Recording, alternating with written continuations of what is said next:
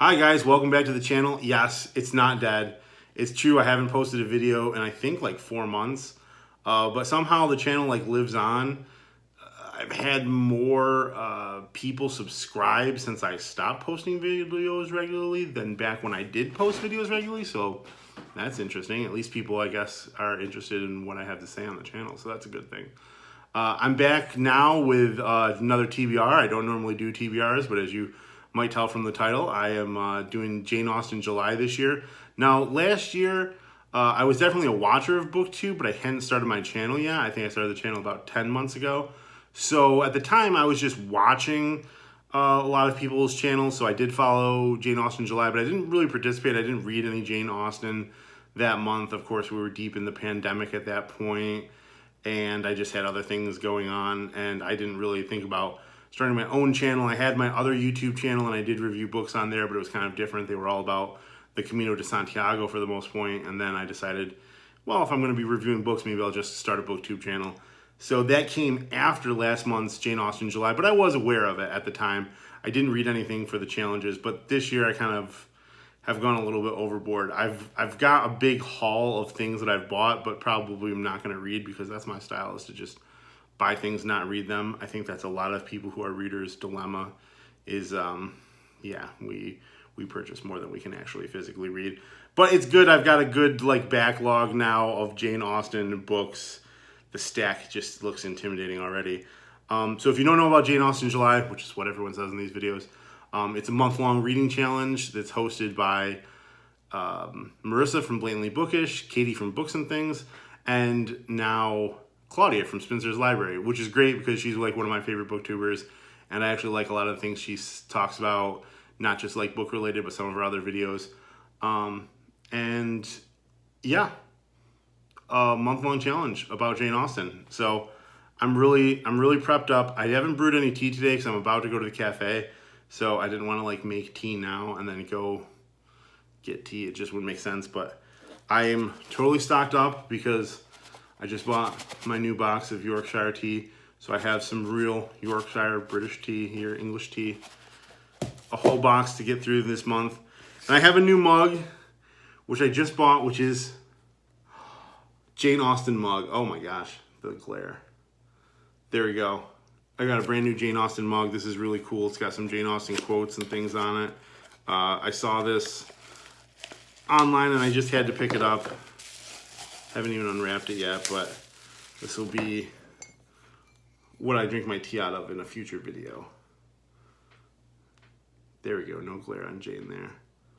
I guess this is a same portrait of Jane that's on one of the books, so this must be a real illustration of her. So, accessories aside, oh no, wait, I have one more accessory. While I was picking up the Jane Austen mug, I saw that there was a Jane Austen magnetic poetry, and I used to do magnetic poetry all the time, and at the honors house in college, I used to rearrange the magnetic poetry, which they had like the fridge was just full of magnetic poetry, and everybody like left notes to each other on there or made poems or things, and then I depressed everyone because like I wrote a poem and one of the lines was, you will never see the one you love again. And that was like it. I just left that on the refrigerator and everyone's like, it was so sad. But there's a Jane Austen magnetic poetry kit. I read the reviews on it and they said doesn't really work. You like need the main kit to do anything, and you can't even do a lot of the famous lines in Jane Austen because they don't have the words in that kit to even do a lot of her like famous lines. So that was kind of disappointing. So I don't have the main magnetic poetry kit, and I also didn't buy the Jane Austen one, but I plan to, but I figure you need like another kit to make it work. So I have the Book Lovers kit just because they randomly had this at Barnes & Noble like the day after I looked online and seeing that they didn't have, or that the Jane Austen one had some kind of mixed reviews. And then I just impulse purchased this. Totally impulse purchased it. I was flashing back to making magnetic poetry, and my fridge here is like really desolate. I have like one magnet and I have like a picture of my one nephew. I don't even have pictures of both nephews, just one nephew. I have one nephew's picture and there's like nothing else on my fridge. Now I'm not usually in my kitchen like staring at my fridge, but and there's no one else like to leave notes to. But maybe I'll just leave notes to myself, or maybe later this month I will show off some poetry when I get the Jane Austen. So I figure book lovers and Jane Austen will go together well, and if I can't make a decent fridge poem out of that, and I'm not worth being called a refrigerator poet. So let's go on. So there are 7 challenges or prompts for Jane Austen July, and I have something for 6 of them. One of them I'm just a hard pass this year. Next year I will take on all 7 challenges, hopefully, and I'll get into why. So last year the read-alongs I believe were Pride and Prejudice and Emma. I think that was last year. And so it's been going on for 4 years, and I don't know about the years before that. But I figure if they're doing 2 books as part of the read-along every year, then I had like a 50-50 chance to get Northanger Abbey this year. And as everybody knows, Northanger Abbey is like by far my favorite Jane Austen, because I love Catherine Morland and I love Gothic novels way more than I think most Jane Austen fans do. Like I think I'm a fan of Jane Austen because of Northanger Abbey and like the Gothic connection, rather than like I fell in love with like Pride and Prejudice, which is like my second favorite book. But no, we didn't get that. That's not one of the read-along books. Northanger Abbey. Maybe it was like 2 years ago, and maybe it'll like cycle back through. But I'm really hoping. I'm just hoping that next year is Northanger Abbey. And if it's not Northanger Abbey for the main challenge, on my channel it's going to be Northanger Abbey month, and that's going to be like I have all these themes. I have this all planned out. Like extra videos, all kinds of things for Northanger Abbey. But instead this year, the prompts were for the first half or the first 2/3 of the month, Mansfield Park. So of course, I have all of my Oxford World Classics editions, and I have the new Oxford World Classics edition on Mansfield Park.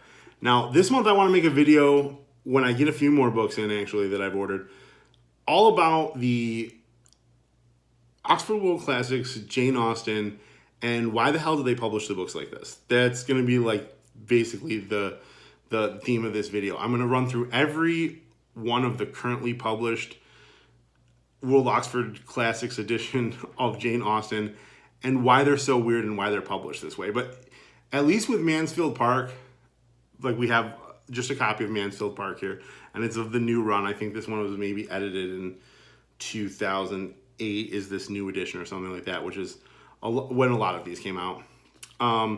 This is the prompt for the first 2/3 of the month, but I'm going to read this one second because I want to read both of the books for the prompt this month. For the read-along. So the first prompt is to read one of the main 6 novels, and this is one of the main 6 novels. There's 2 read-alongs. One is this, and one is Persuasion. They've got this one being the first 2/3 of the month, and then the last third of the month, Persuasion, because it's much shorter. However, I decided I was originally going to start reading Mansfield Park. But then I saw a lot of people talking about Mansfield Park and saying that there's this play called Lover's Vows that they put on during Mansfield Park, which I've never read, by the way. I have not read Mansfield Park. So this will be the first time reading Mansfield Park. I've also never read or seen the play Lover's Vows. And then I looked it up. It's like 84 pages. You can get it on Project Gutenberg, and you can get it on Kindle for free. But I ended up ordering a copy from Dodo Press. Now, given that it's a play that's 84 pages, and there's like 4 appendixes to this book, which is 400 pages, and it's obviously in the public domain, you'd think somebody would be smart and they would just publish a version of Mansfield Park that had the entire play as like one of the appendixes. And like you could do that, Oxford. You should do that. I mean, I don't know, maybe like the Norton Critical Edition does that because they're smart like that. So I decided to get a copy. I don't think it's really in print right now, but there's this press called Dodo Press, and I had some promotional credits from after Prime Day, so I got it for like $1. I think it was like $11, and I got it for like $1.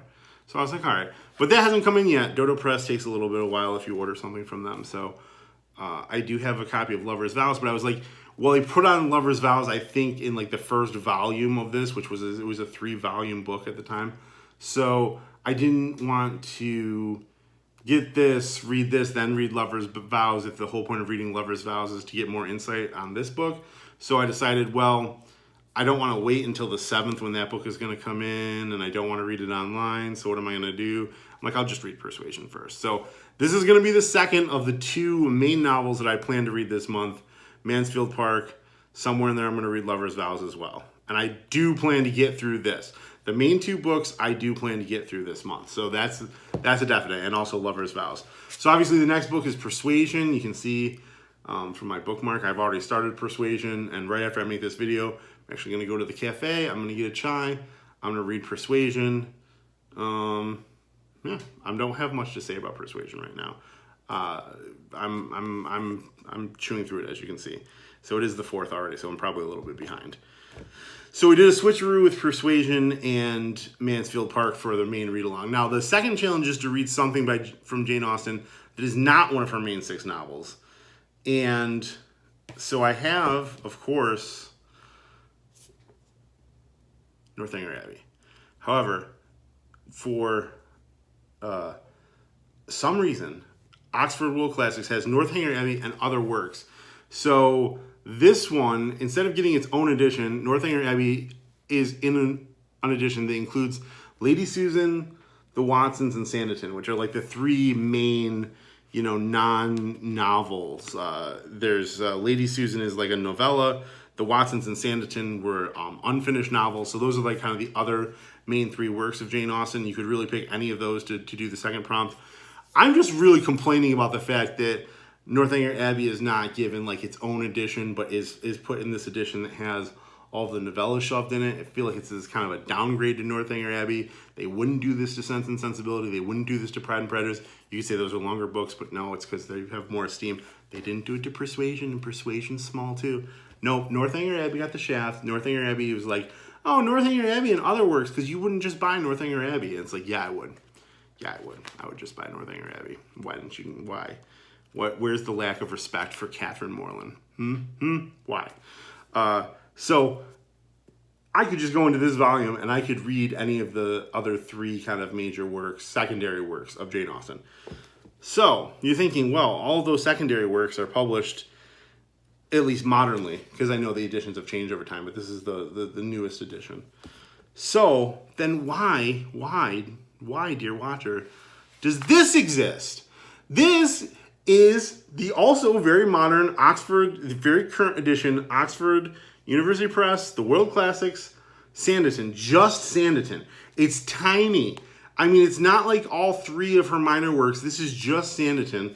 Of course, it does have a different introduction for just Sanditon, of course. But is that really worth it? Like, why does this exist? I got this, and then I was like, okay, well, I'm going to get it because I'm trying to have this completest collection of Oxford World Classics in this new edition. So why not? I've got this Northanger Abbey one, but I buy this Sanditon one. It's got a little bit more of introductory materials, not much. It has this really bizarre cover, which looks like a naked woman being dumped out of a barrel. I don't think that's what it actually is, but I just think this is like she's being waterboarded or something like that. I don't know. But why does this exist? If it's already included in here and you couldn't even be bothered to take the time to release just a version of Northanger Abbey, but you had to shove all the novellas and things in here, then why does this novella exist separately? Well, maybe they all do, right? Maybe there's a Oxford World Classics for Lady Susan, and maybe there's an Oxford World Classics for the Watsons. No, there isn't. It's just this one. It's just Sanditon that gets the standalone treatment. And I don't know why. And so I thought, okay, well, I'll just read Sanditon. I'll just read this edition. And then I started reading it. And then I was like, wow, you know what? This book is tiny. It's very lightweight. It's very short. And I'm going to the beach. I'm going on vacation in September. It's the first time that I'll have been on like a real vacation in like 10 years. I say that. I spent several months in Europe, but technically since I had my students with me, I was working all the time. So it's 50-50. But I just figured I started this and I was like, no, I'm going to read this at the beach. This is like 80 some odd pages. This can easily fit in my bag. It's not going to weigh me down. This is like perfect like beach reading for somebody that wants to read classics. So this is getting postponed to September. Not reading Sanditon. Putting it off to September. So I have a couple other choices to read as well because there's more than just the 3 non-full novels. There's also what they call teenage writings, which is basically the juvenilia of Jane Austen. This is all of her juvenilia collected in one edition, which is nice. You know, actually, you know what? You could have put Sanditon, the Watsons, and Lady Susan in this, and then you could just have all the non-novels in one place. But no, it's Northanger Abbey where we're going to put that, because Northanger Abbey gets no respect. No respect for Catherine Morland. This is an option. I could read this, or I could read part of this. I don't know if I will. I might actually just read like the Watsons or Lady Susan or something like that. But this is one option that I have, and like I said, I went on a quest to try and finish off my Jane Austen collection in Oxford World Classics. So we have this. Another option to fulfill the prompt would be the letters of Jane Austen. Now, these are not the complete letters, but it's the selected letters, and I think it's most of them. There is an edition that has like all of her letters, but I've heard that this is a really good collection of her letters. Now, I started Charlotte Bronte's letters last year, and I didn't finish it. Like, it's one of those things where I think, okay, I'll read a few letters every day, all month for the challenge, and that would probably be a good idea here, but I really almost have to like set a goal. Like, I almost have to set a page count. So I haven't decided if I'm going to do that yet. It's a possibility, though. It would free me up from having to read the Watsons or something like that. And somebody's going to say, why won't you read the Watsons? No, I'm just saying there's only so much reading I can do in a month, and I'm already overbooked here. Then we have, also published by Oxford World Classics, a book that fulfills the next prompt, which is to read a book about Jane Austen or her time. So this is J.E. Austen Leigh's A Memoir of Jane Austen and Other Family Recollections. This is one of the first published biographies of her, I believe, and it's written by her relations. It has all kinds of family memories of her, but I think it's also very crafted by the family to present a certain image of her. And it is not that long. It looks longer than it is. It's actually only like 200 pages for the main text, I think. So this, I feel like I could get through fairly easily because I am a historian, so I'm interested in any kind of primary sources, and these being like recollections of the family, just like letters. I am interested in that, and I'm kind of used to reading information in that format through my studies as a historian. So I would rather read this, which is more of a primary source, as a secondary source, but it's drifting into, you know, the recollections of the family are like primary sources. I guess the edited part that's a biography could be considered a secondary source. I'm more interested in that than reading something somebody wrote in 2020 or the year 2000 or the year 1980 about Jane Austen 200 years before that. I'm more interested in going straight to the primary sources. And then later on, you know, you can read some books that synthesize things for you. But I really like to go back to reading what the opinions and the thoughts of people directly from that time were. So that is the fourth prompt. And now the stack is really small. So one prompt is to read a retelling of Jane Austen, like the other Bennet sister, Longbourn or something like that. And no, I'm just not going to do that. I'm not going to pretend that I have time to throw another book onto this pile. Like I said, I'm more interested in reading the classics, more interested in reading primary materials and things from that time. So I'm just not as interested in somebody's modern revision or retelling of it. Next year I will do that because I plan to do everything Northanger Abbey. And I did find some that are like sequels to, quote unquote, sequels to Northanger Abbey.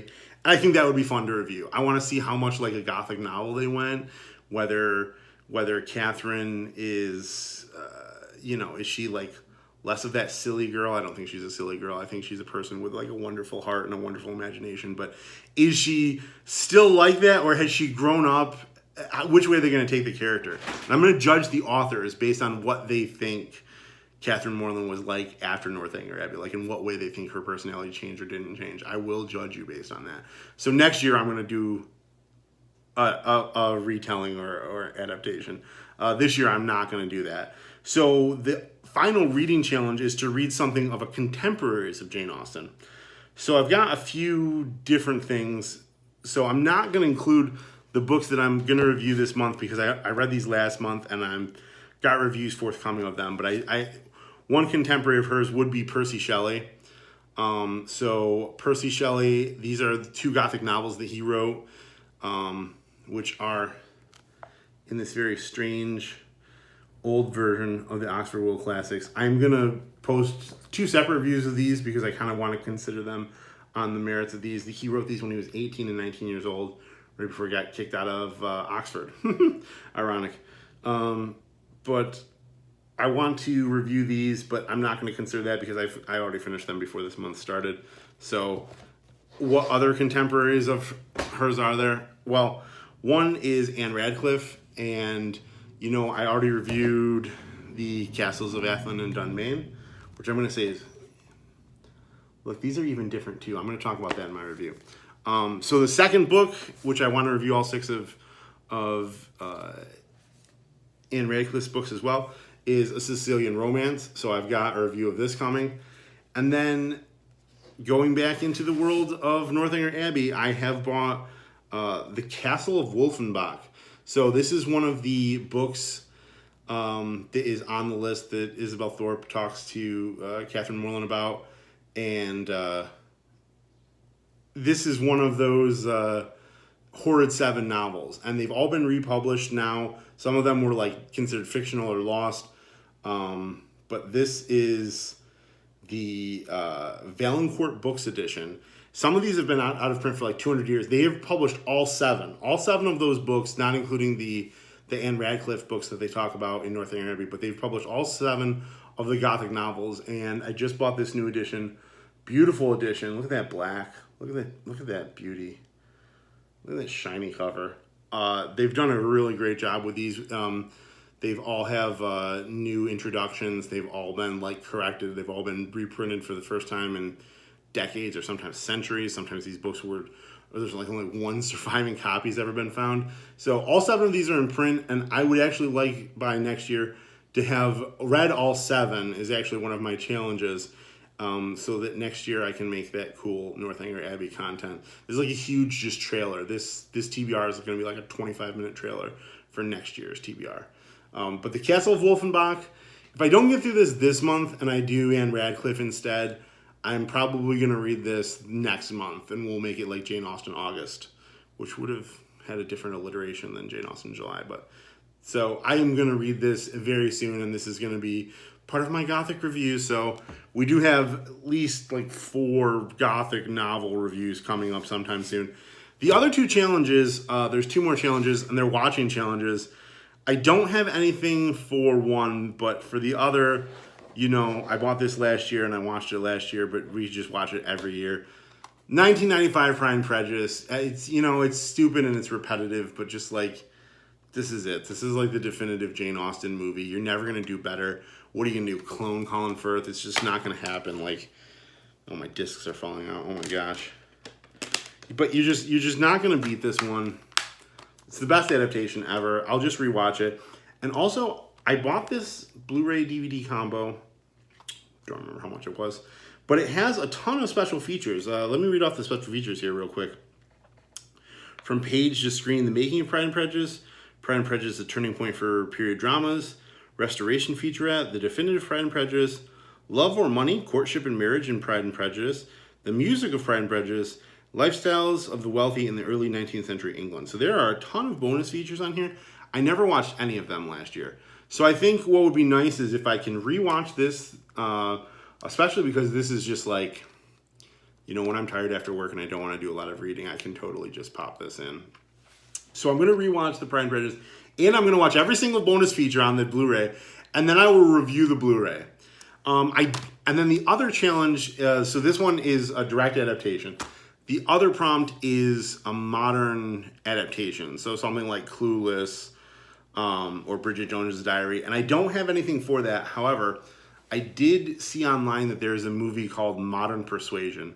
The reviews on it are terrible, but it has Alicia Witt in it, and she's in a lot of Hallmark movies now, but she is one of my favorite actresses. She was in David Lynch movies as a kid in the 80s. So she was like Alia, the little sister in Dune that's like has the cognition of an adult as like a little child, and she's super creepy, and she takes out the Baron if you've seen the movie. Um, so I really liked that performance of her. She was also in Twin Peaks. And then later on, somehow, I just found out that this was her, because if you see her now, obviously you would never recognize her as a little kid from the 80s. But I was like, wait, it's the little girl from Dune? She grew up? So I have a soft spot for this actress, and she's in this movie called Modern Persuasion, which is based on Persuasion, which looks a lot like a Hallmark movie, which she's in a lot of Hallmark movies that my mom absolutely loves. I have no clue like why this movie even exists, like why there's like a Hallmark-esque modern retake of Persuasion that's like a New York City rom-com, but it's based on Persuasion, but it's like low budget. I don't know why this movie exists. It has bad reviews. I think I'm just going to watch it anyways because it sounds like trashy and fun in like half an hour or an hour and a half, so it's not going to like kill my life if I watch it. Other than that, I have the Clueless on Blu-ray somewhere because it's Clueless. I could watch that, but I think like Modern Persuasion, there's something about the idea of this like really idiotic remake of Persuasion with like Hallmark level production quality that like calls to me for some reason, strangely. So even if I'm gonna make fun of the movie, I think I am gonna have to check it out. I'm just gonna have to. So that's it. That's my longer than I thought rundown of everything for Jane Austen July. If you've made it all the way to the end of the video, thanks for sticking with me. Thanks for all the likes and comments and subscriptions. It really surprised me that even though I was inactive on the channel for a while, I got all this great feedback. So thank you, everyone. And yeah, actually some videos coming in July. Wow, what a change. See you soon, guys. Bye.